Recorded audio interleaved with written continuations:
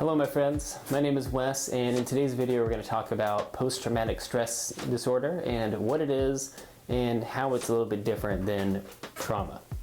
So trauma is simply a response to extreme stress, and that can mean a lot of different things, but it's a little bit different than PTSD, post-traumatic stress disorder, because PTSD is a DSM-V diagnosis for somebody who has encountered a traumatic event. So it's a little bit different than just trauma in the world. And there's lots of different types of trauma, and anyone can experience trauma, but not everyone fits the DSM-V criteria for PTSD. So let's talk about what those are, what those criteria are. So PTSD is broken down into 5 key criteria. The first is exposure to actual or threatened violence, death, serious injury, or sexual violence. Something important to note here is that you can't just get this from watching the news, for example. There's a lot of terrible things on the news, war, famine, etc., violence, but you can't just get PTSD from watching that or from playing video games, for example.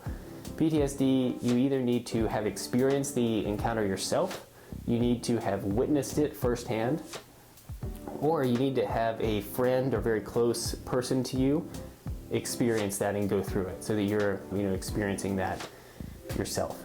So a lot of times people in healthcare positions who are actually, or the police, for example, who are encountering other people who have been firsthand experiencers of trauma can also have PTSD. Same with soldiers in war, for example. Even if they weren't killed or weren't threatened with death, they could have a close friend who was, and they could witness that. That's also exposure in this case.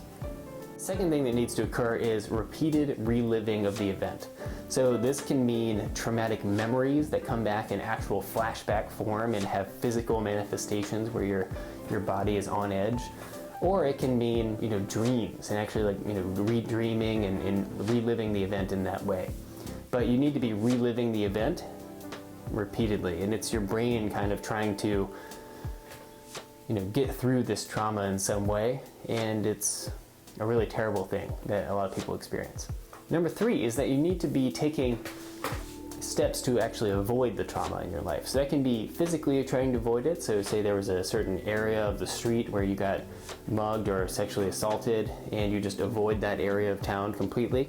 Or it can be through memory as well. So sometimes people have amnesia and they don't remember the event.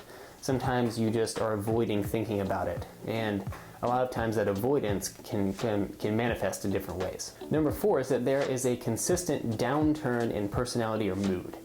So this means that the person can be depressed. It can also manifest in certain thoughts, negative thoughts that are sometimes things like I am bad or I am wrong, I did the wrong thing. It can also manifest in blaming, where you're blaming yourself for what happened, which is a very terrible thing that happens to people.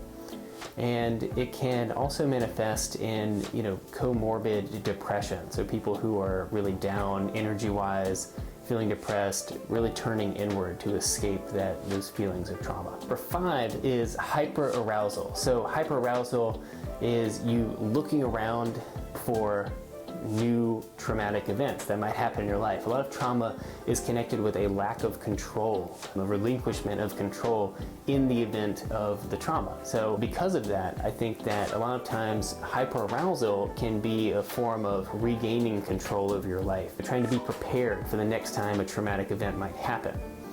This can manifest both in hypervigilance, but also in angry and irritable outbursts, people who are on edge a lot of the time. And that's what hyperarousal really comes down to, is this kind of increase in energy where you're a little bit more anxious and nervous all the time. Jumpiness. So those are the 5 criteria for PTSD according to the DSM-V. Turns out that around 3.5% of the adult US population suffers from PTSD, and it's more common in African Americans, Native Americans, and Latino Americans. As serious as PTSD is, there are treatments that are available for it and that have been shown to be very effective. Most of these treatments involve some kind of exposure in a safe way, usually in the context of a therapy room, sitting with someone who can help you through the exposure process. But you're exposing yourself to the traumatic event or the traumatic area, and through that exposure, you're able to learn to process the traumatic event internally, and then also develop new memories to take its place. So there are lots of different forms of therapy that are effective for this.